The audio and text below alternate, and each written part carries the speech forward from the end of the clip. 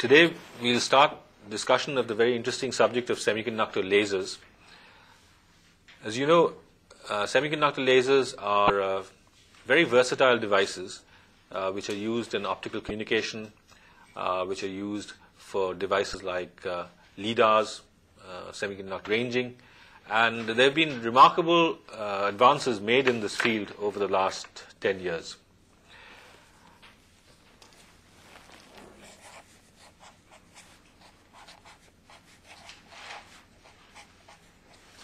Semiconductor lasers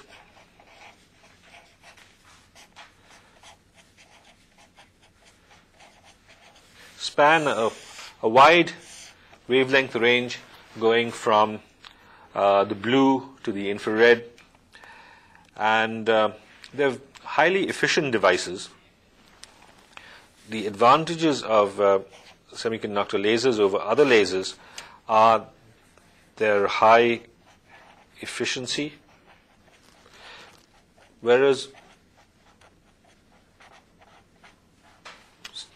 solid-state lasers could have efficiencies of 1%, gas lasers of the order of 10%. Semiconductor lasers could have efficiencies of 30, 40, even higher values. They're highly compact. They have relatively low power requirements. Just a few volts and a few milliamps will give you milliwatts of power output. You can have a wavelength range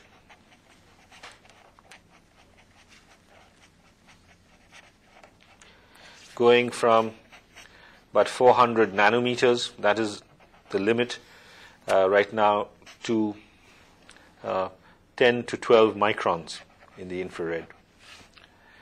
A lot of work is now going on in trying to extend this to shorter wavelengths.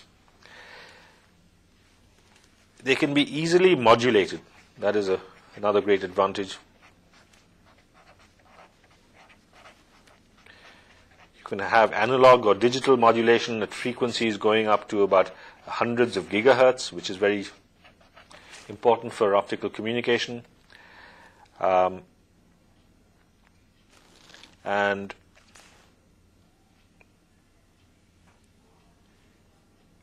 one can say that the power outputs are right now from milliwatts to of the order of tens of watts.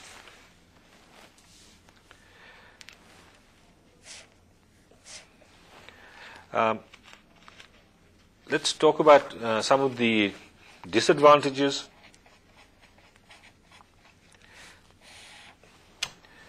They are not as low line width as gas lasers because of the size of the cavity, higher line width.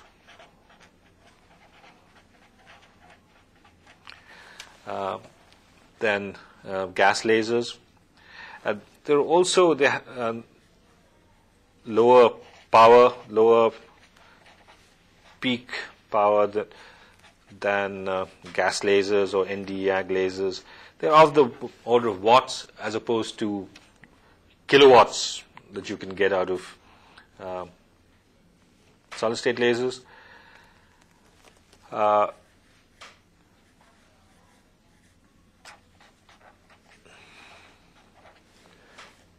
They have problems with variation of temperature, so there is some instability of operation. For example, you can get mode hopping. You can get sudden shifts in frequency or power output with temperature. And there are other problems such as chirping.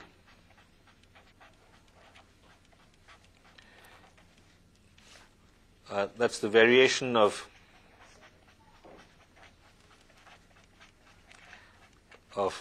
nu. Okay, with current. As the current is varied, the central frequency of operation somewhat varies, and as a result, this is not very good for communication in which you won't have fixed frequencies. All these disadvantages, however, are outweighed by the advantages,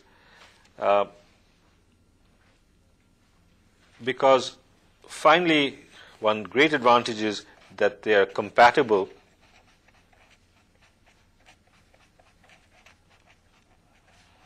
with optical fibers.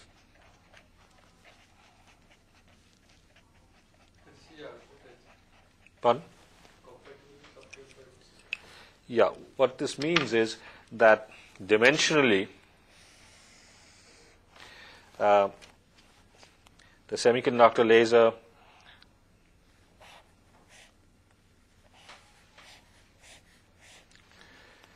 has an active region of the order of, say, 0.1 microns or something. The light is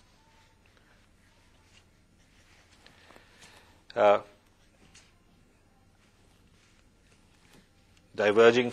This is an edge-emitting structure. And remember, the optical fiber is also a device with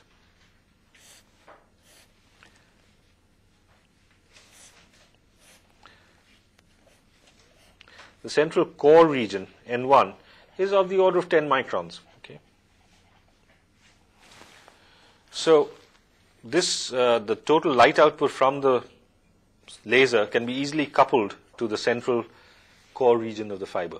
Whereas for other lasers, you will have to use you'll have to use lenses or other methods of coupling, because no matter how much power you get from the laser, it is the coupled power into the fiber that counts.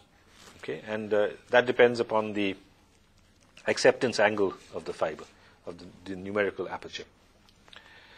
Okay, so much for semiconductor lasers. One other important advantage is that nowadays the threshold current, very low threshold currents, ITH, which is JTH into A, the area. ITHs are of the order of, the lowest is of the order of 10 microamps. You can easily get lasers with threshold currents of the order of 10 milliamps. The first semiconductor lasers that were made had ITHs of the order of amps.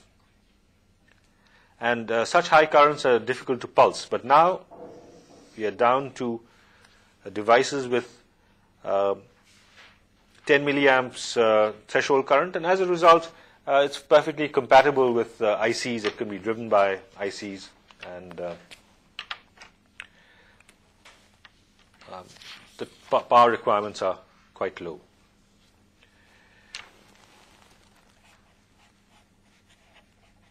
All lasers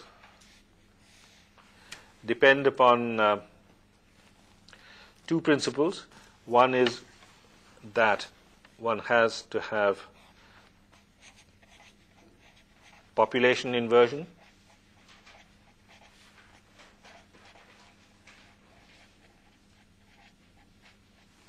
and secondly, some amount of optical feedback.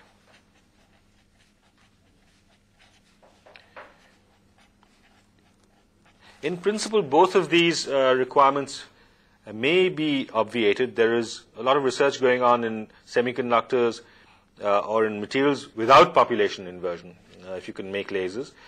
Similarly, if you have very high gain, optical feedback means that you have a gain medium. This is the gain medium in which lasing action is taking place, and the light undergoes multiple reflections before emerging. So there are mirrors here.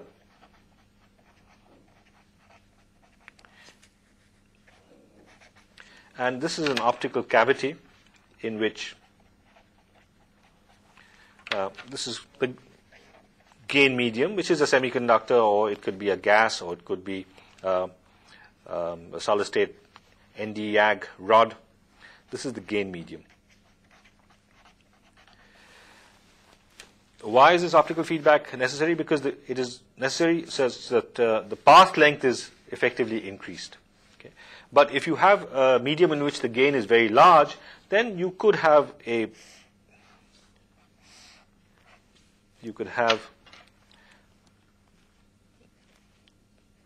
the amplitude increasing, okay, and you can get laser emission without optical feedback. This is possible in the case of things like X-ray lasers, etc.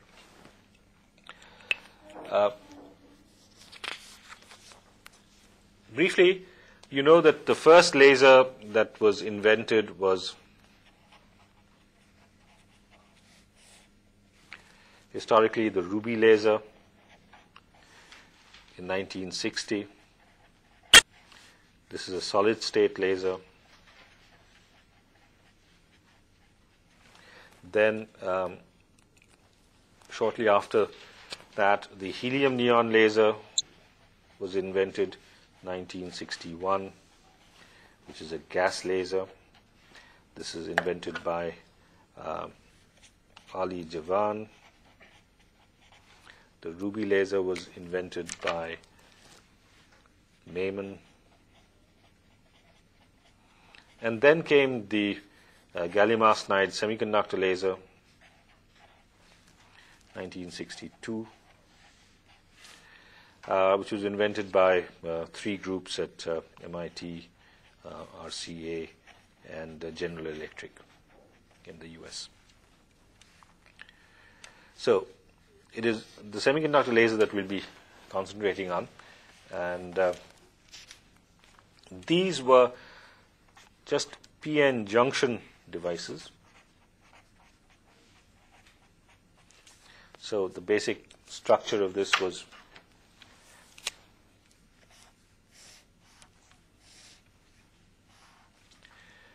a PN junction, which is forward biased. So holes are injected into the N-type region, and electrons are injected into the P-type region. And this was a very simple device. The only clever trick that was played was to cleave the semiconductor and thereby have these mirrors, because, as you know, between the semiconductor refractive index N and air, there's a high reflection coefficient. So at this cleaved mirror acts as a reflector, which naturally creates an optical cavity.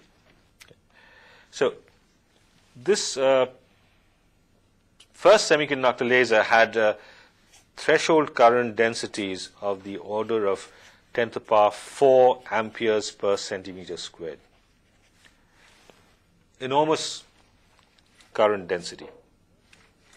And the first lasers worked at about 77 K, and they were only pulsed because of the heating problems. This was 1962.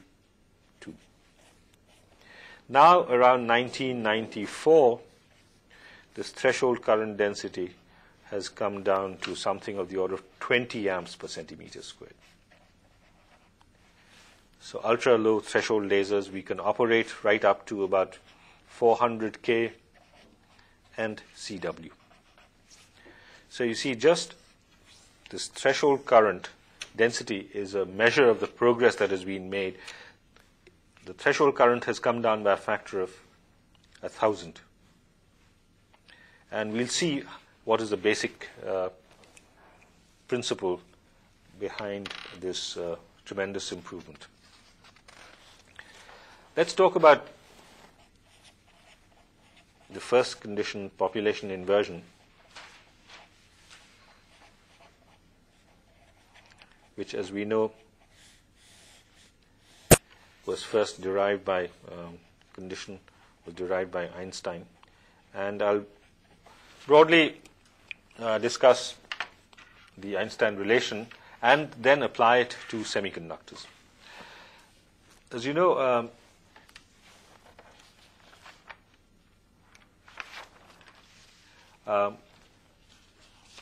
Einstein put forward a fundamental relation between governing transitions between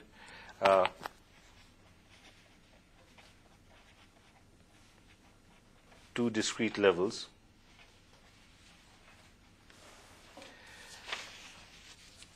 ground level 1 and a higher level 2, which is applicable for gas lasers. But as you know, for semiconductors, we have a broad band, an upper band which is a conduction band, and a lower band which is the valence band. And then we have to apply these ideas of population inversion to semiconductors which have bands. And interestingly enough, right at the beginning, it was questioned whether semiconductor lasers are at all possible because of this large bandwidth and a small band gap.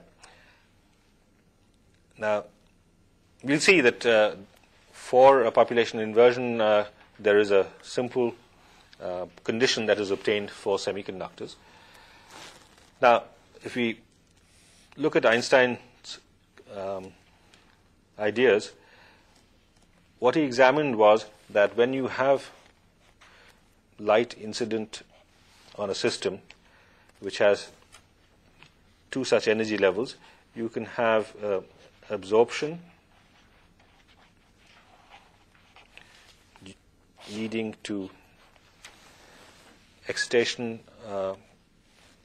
from the ground state to the upper state. We can have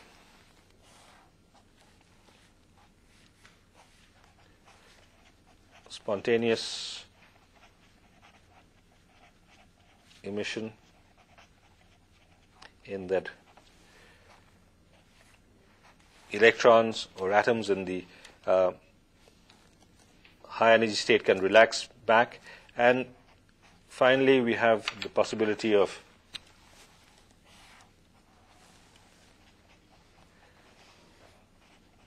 stimulated emission, that is, the electromagnetic field of the incoming photon couples with this electron, and as a result, it encourages or stimulates emission from the upper to the lower energy level. We have already discussed LEDs, and we know that for LEDs, it is spontaneous emission that is obtained. Spontaneous emission has fairly large bandwidth, but that is obtained because this population inversion condition is not obtained for LEDs, but in the case of a laser, we'll find that the stimulated emission overcomes the spontaneous emission. Let's say that these energy levels are E1 and E2, so we are talking about transitions. When we have absorption, we have H nu is equal to E2 minus E1. And we're considering E1 to be within the valence band and E2 within the conduction band. So we can do simple calculations trying to, in thermal equilibrium, the rates of the absorption process, say R1 going from 1 to 2, is equal to the transition probability from 1 to 2 into the occupation probability of the level 1 into the probability that the upper level is empty, 1 minus F2, and PE21, which is the density of photons.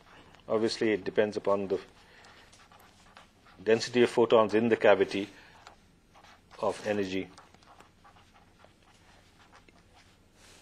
E21, and B12 is the transition probability of from state 1 from 1 to 2. What are these F1s and F2s? F1, these are, if you consider electrons, F1 is obviously the Fermi function given by exponential E1 minus F1 over KT plus 1, where F1 is the quasi-Fermi level.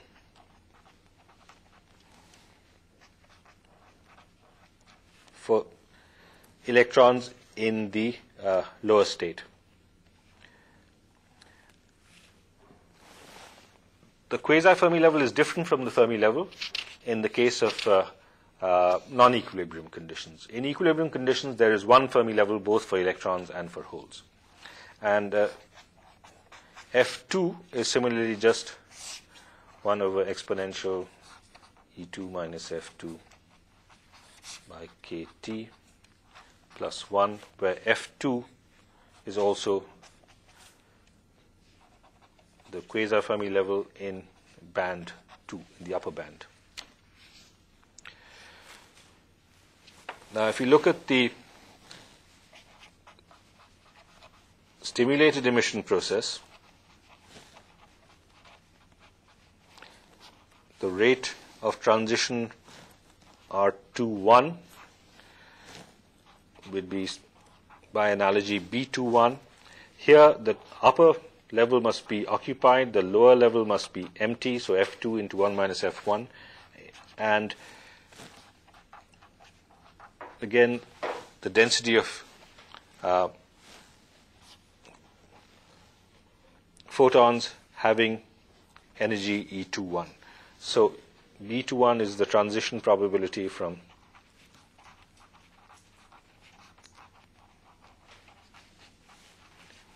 2 to 1. Okay.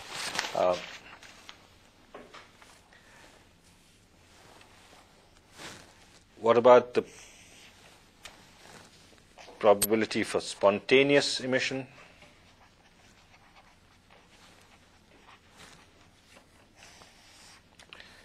R21 spon, I think we can write this as this is stimulated.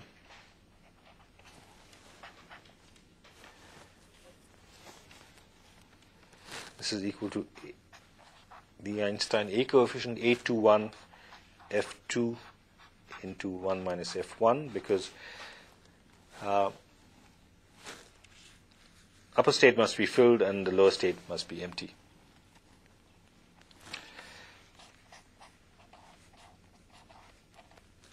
Now, in thermal equilibrium, all these processes must be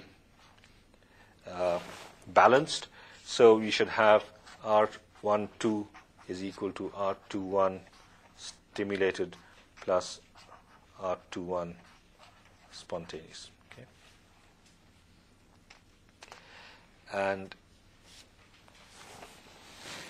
if we write that, then we'll get the expression B21 F1 1 minus F2 PE21 is equal to, sorry, this is B12.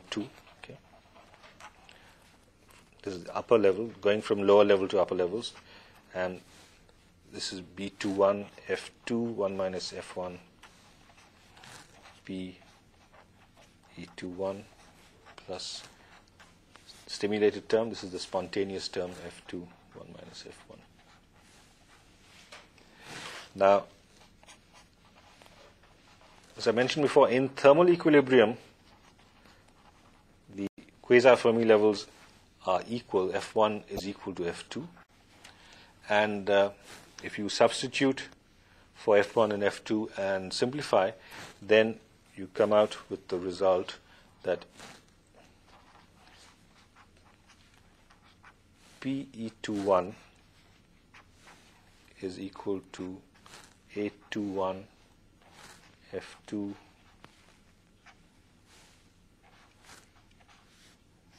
okay, just this. Okay.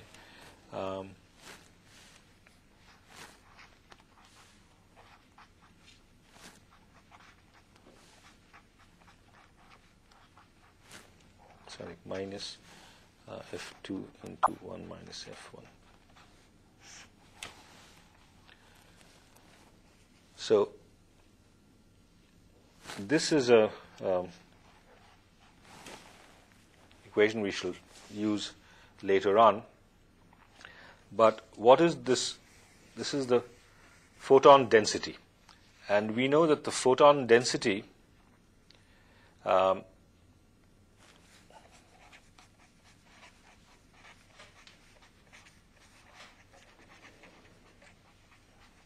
is given by Planck's equation. And so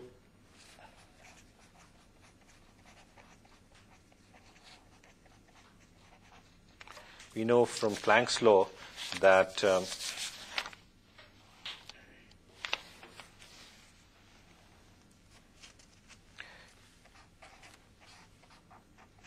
the density of photons at an energy E, PE, is 8 pi refractive index n bar cubed E squared 1 plus E by n dn dE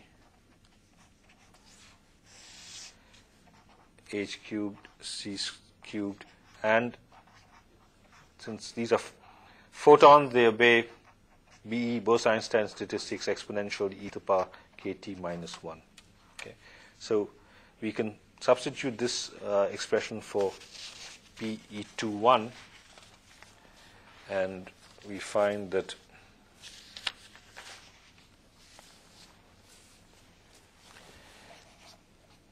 eight pi n bar is the refractive index E21 squared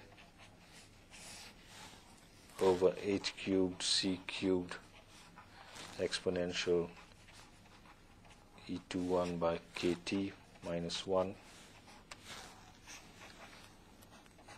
is 821. And putting in the expressions for F1 and F2, we simplify this right-hand side, exponential E21 over kt minus B21. Here we've neglected the dispersion term.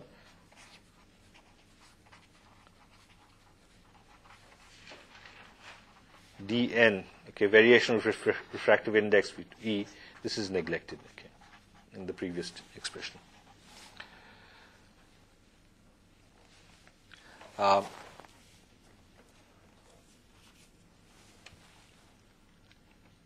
This can be now transposed and rewritten as 8 pi n cubed E21 squared over h cubed c cubed, taking this the other side, B12 exponential E21 by kt minus B21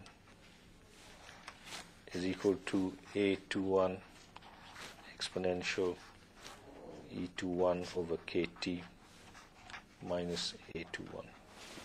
Here you have some terms which have temperature in them and some terms are independent of temperature. So if you separate the terms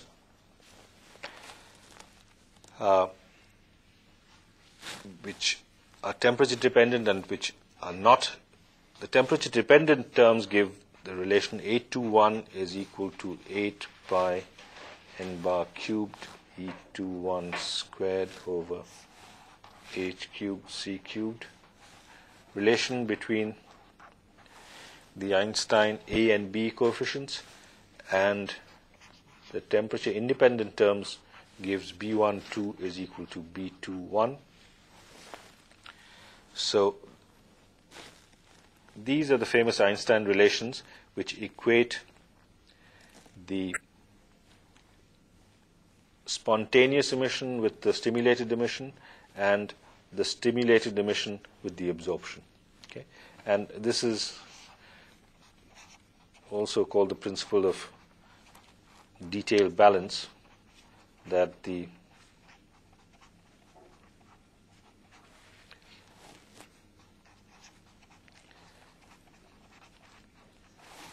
coefficient for optical absorption is equal to the coefficient of stimulated emission, because they are reversible processes.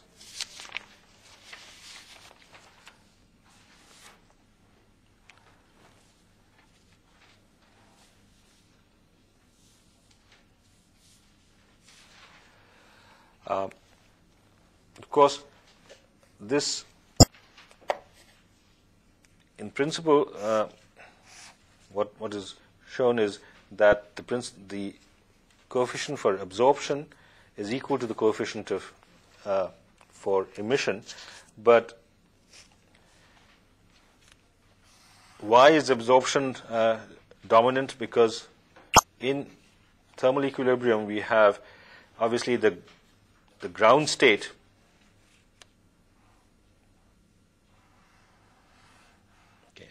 if this is the occupation probability.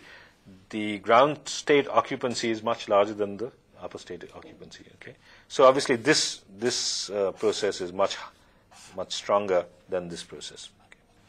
But in principle, these two are equal. I won't go into a detailed discussion about the relation between the emission and absorption processes, but go directly to apply this to condition in a semiconductor. What is the population inversion condition in a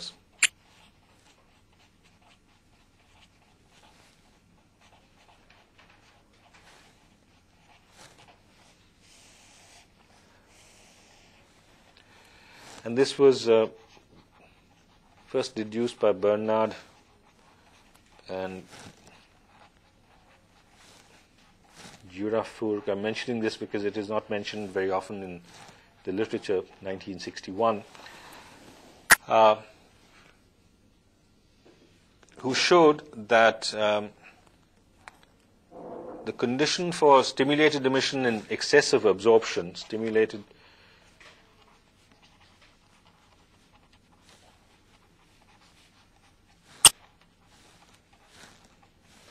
is R21 greater than R12, or V21 F2 into 1 minus F1, just what I've written earlier, P E21 must be greater than B12 F1 1 minus F2 P E21. We know that B21 and B12 are equal. The P's cancel. Okay, so the condition is F2 1 minus F1 is greater than F1 1 minus F2. And if we look at the distributions, then this just reduces to exponential F2 minus F1. We take the F's on one side, F's are the quasi-Fermi levels, is greater than exponential E2 minus E1 by KT. So this population inversion condition in a semiconductor just boils down to F2 minus F1 greater than E2 minus E1. Okay, so what does it mean? That if you have, this is E2 and this is E1, these are the, say, conduction band and valence band energies. We know in thermal equilibrium there is one Fermi level, right? It's EF somewhere. But suppose you shine light on this, you create carriers, then what happens? This determines the number of electrons here and number of holes here, okay, by the same Fermi function. But if you have light or if you inject carriers, then what happens?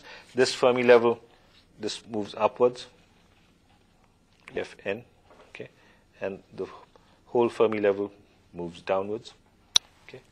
And so the condition for population inversion is that the photon density must be such that this quasi-Fermi level for electrons, this is F2, must be there, and F1 must be there. Okay, so the splitting must be F2 minus F1 must be greater than E2 minus E1. Is something like degenerates? Yeah, obviously. Yeah, obviously. And that is why when you want to start off, you don't make a p-n junction with, when you make a p-n junction, okay, you don't make a p-n junction. You have the Fermi levels reasonably close to the band edges, okay. So it's reasonably highly doped, okay, not degenerate, not both of them degenerate. Why? Because if they're degenerate, you may get tunneling. You will get a Esaki diode sort of behavior, okay. So here is EC, here is EV, okay, and this is a p-type material, okay. This is n-type material.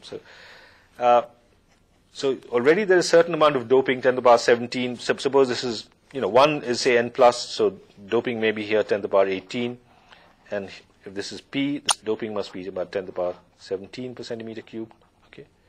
And in the case of a junction, what is happening? You're injecting, you're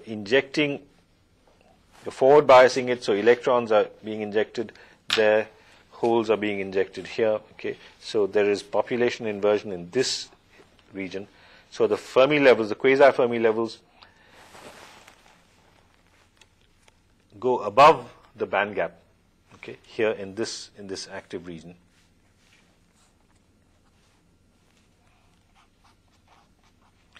And this is amounting to saying that in this case, stimulated emission is going to exceed the absorption. Okay. The downward transitions will be much more than the upward transition. So this is a very interesting and important condition for stimulated emission in a semiconductor, and we'll see in principle how this is achieved.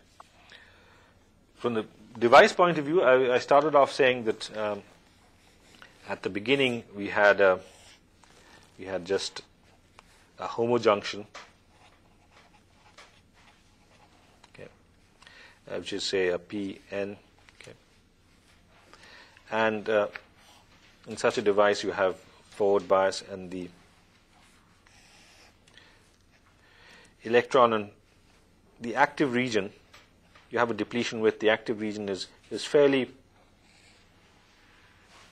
you have light emission from this large region, and I'll show later on that from this how the threshold currents, which were of the order of 2 × 10⁴ amperes per centimeter squared, okay, we had a single heterojunction, okay, in which you had typically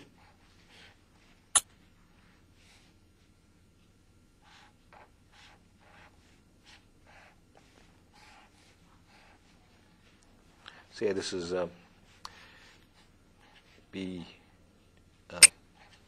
Pn, okay. So this is the single heterojunction, and what is this doing? It is preventing here, electrons are being injected, holes are being injected. There's nothing to prevent the electrons from diffusing, the holes from diffusing away from the junction. Here you have a barrier which is providing, the electrons cannot diffuse, okay, they get stuck there. So you have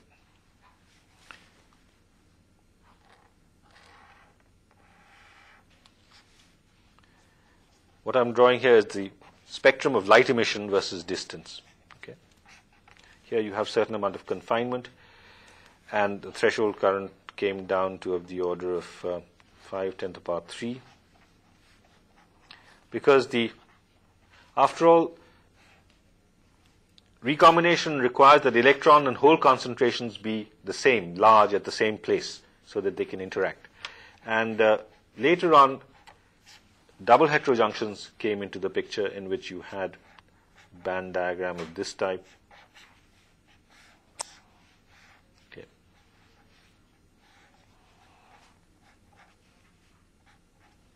Sorry, and the idea was that the heterojunction consists of, this is gallium aluminum arsenide.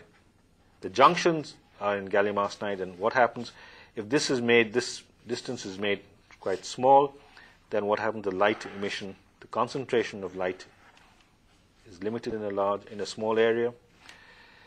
You have a gallium aluminum arsenide, gallium arsenide, gallium arsenide, gallium aluminum arsenide, and this way the threshold current could come down to something of the order of about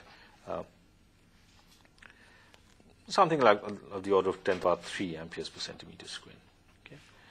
So the first improvements, this was from 1962 to about 1972, were through the implementation of double heterojunction structures, which reduced the threshold current of semiconductor lasers by a factor of about 20. So the basic physics is that because of these barriers, there is carrier confinement.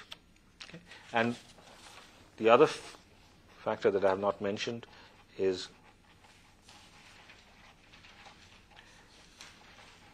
from the optical point of view, we want to build up density of photons in this cavity. Okay.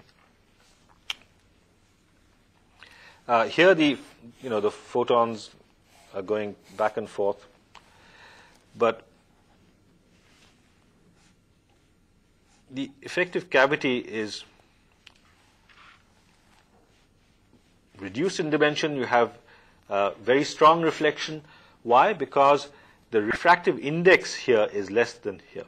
Okay? Refractive index here in gallium aluminum arsenide. So refractive index of gallium aluminum arsenide, N2 is less than N1. Okay? So in addition to carrier confinement, it's quite lucky that there is also optical confinement. As in the case of an optical fiber, because of the refractive index, because N gallium arsenide is greater than N algas. Okay. So, and one can actually draw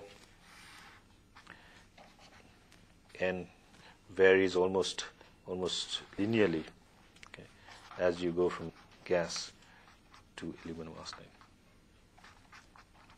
And in principle, you are working with some composition, some aluminum X, and so the refractive index here is less than there. So you have optical confinement, increasing the photon density in the cavity and increasing the electron and hole concentration in the cavity. So next time I'll continue this discussion with reference to specific device materials and device structures.